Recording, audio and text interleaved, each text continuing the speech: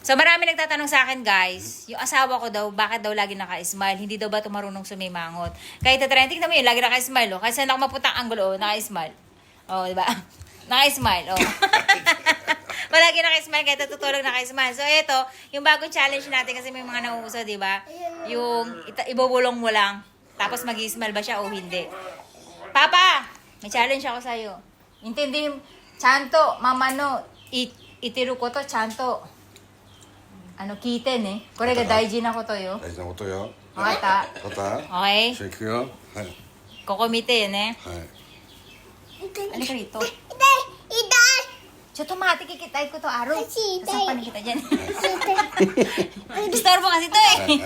Madali. Ay, Mas ka. bubulong ako lolo. Ay, kay lolo. Kay Gigi. Ay, kay Jicha. 何何何 Papa, hindi ka mahapon tenga mo. Choto mate, choto mate. おいで。 Kikita ka ba? ここでね。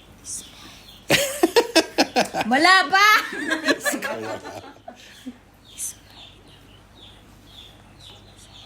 なんだそれ。 Oh! Wala, naka-smile talaga siya. Hindi ko talaga mapasimangot. Sabi niya lang, ano yun? Tapos pigil na yung tawa niya. Paano niya? Wala, yun na talaga yun guys. Talaga naka-smile siya. Wala tayong magagawa dun.